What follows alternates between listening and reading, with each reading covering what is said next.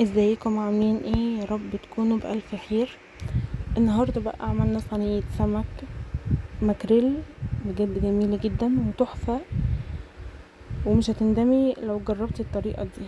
متنسيش بقى قبل ما نبتدي تعملي لايك وتعلقي وتشتركي لو انتي مش مشتركة، وتقوليلي ايه رأيك وتفعلي الجرس عشان يوصلك كل جديد. انا معايا هنا 4 سمكات، الراجل كان فتحهم لي وانا عدت عليهم تاني تنظيف ونقعتهم في ملح وخل وليمون، وبعد كده صفيتهم. ومعايا هنا زي ما انتم شايفين كده البصل متقطع حلقات والطماطم حلقات والفلفل برضو حامي وبارد، والليمون ده برضو انا هحطه برضو. الوصفة دي انت بتكتري فيها الليمون زي ما انت عايزة، بس انا مش هنزل بالليمون دلوقتي، انا هنزل بالليمون الشرايح ده في اخر حاجة. زي ما انتوا شايفين حطيت حبة زيت، انا بشوح الحاجات دي، بشوحها شوية يعني. تمام، زي ما انتوا شايفين كده بشوحها في حبة زيت عادي. الليمونة اللي وقعت دي مش مشكلة، يعني انتي حابة تعمليها كده، حابة تعمليها ني في ني وتحطيه عادي براحتك. تمام، يعني طريقة، بس انا بحب لما اشوحها بتديها تست حلو كده. وبعد كده هنزل بقى بالفلفل والطماطم بعد كده.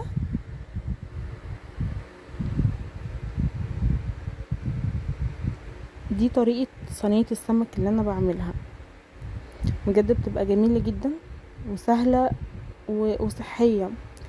واصلا سمك المكريل بجد جميل جدا، من الاسماك برضو المفضلة عندي. هنزل بقى على ده بمعلقة من توابل السمك زي ما انتوا شايفين كده. مش هكتر لان هيبقى فيه في التتبيلة بتاعت السمك نفسها برضو توابل السمك، بس هي عشان تدي تيست كده لما تستوي. وبنزل بكام فص توم كده مهروسين. تمام، وهقلب بقى شوية كده.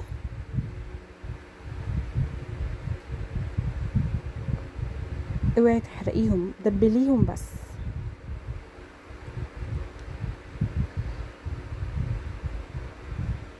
وبعد كده هنزل بقى بالطماطم. ممكن تقطعي الطماطم زي ما بتقطعيها للسلطة، ممكن تقطعيها كده يعني الشكل اللي انتي تحبيه او تفضليه حطيه. على فكرة الطماطم بتبقى في صينية السمك بتبقى معسلة جدا وجميلة. وده حبة ملح بتطعميها، يعني ما تكتريش عشان الدنيا ايه ما تبقاش حادقة معاكي قوي.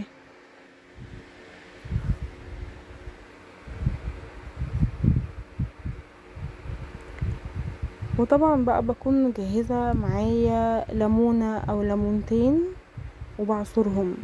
الوصفة دي كتري فيها الليمون، تبقى جميلة جدا. السمك اصلا بيحب الليمون.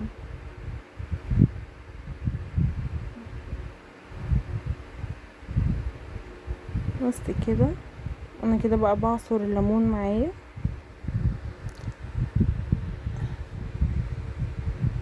الطماطم بقى والبصل والفلفل ده انا هحط حبة من تحت هفرشها، وهحط برضو من فوق عليه. لو عندك جزر كمان حطي، انا ما كانش عندي متوفر جزر. لو عندك بقى اللهم صل على النبي السلام خضرة حطي براحتك. وده بقى هنا تتبيلة السمك العادية اللي انا اصلا متعودة اعملها في اي حاجة. صينية السمك، في السمك المقلي، الثوم ومعلقة كبيرة من التوابل السمك المستردة دي كده خلاص فنشت معايا. وهنزل بقى بحبة الملح وبحبة شطة، لان انا اتضح ليا ان الفلفل المفروض حامي، هو مش حامي يعني بارد. وبنزل بقى ب3 ليمونات بعصرهم. وبجهز بقى معايا ربع كوباية من المية، لان دي التتبيلة السايلة. وممكن اصلا يعني يعني انا الصراحه يعني حبيت ان انا ازود الميه بان انا احط حبه ميه في المستردة عشان لو في حاجه لازقه وادلقها في التتبيله. تتبيله السمك دي انا بعشقها جدا، والمستردة بتديها طعم لذيذ جدا، مش بتأثر في طعم، لا هي بتضيف له طعم جميل جدا. يعني جربوه مش هتندموا.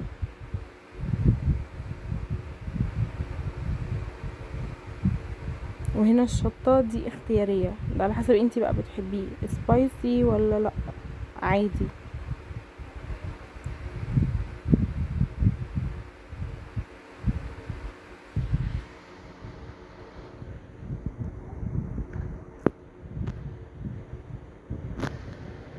لازم تقلبي التوابل كويس جدا علشان تتأكدي ان هي كلها اتخلطت مع بعض واتملحت كويس.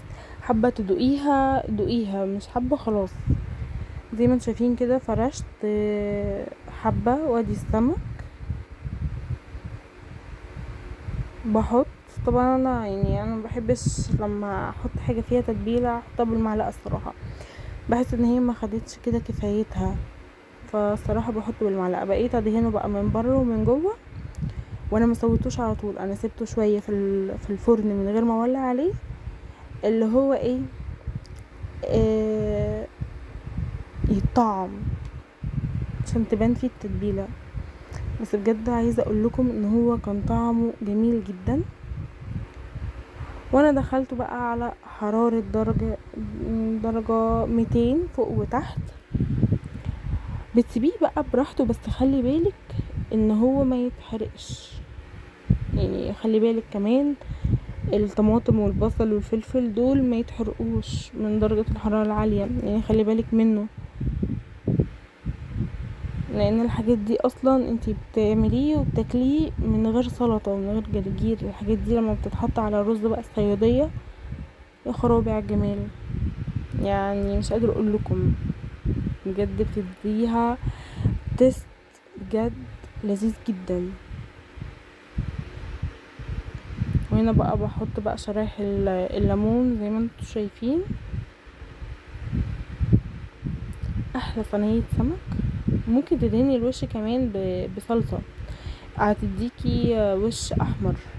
انا دهنت بصلصة بس هي التليفون مصورهاش، انا حطيت هنا حبة زيت برضو عشان يتحمر الوش.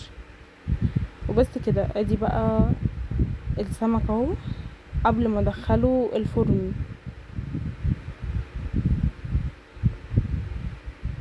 وبعد كده طلع مفيش اجمل من كده ولا احلى من كده، بجد جميل قوي. ممكن تاكليه بعيش وممكن تاكليه برز من غير اي حاجه، مش هيحتاج منك ولا سلطه طحينه ولا سلطه ولا اي حاجه. يلا جربوه، ويلا بقى مع السلامه واشوفكم في فيديو جديد.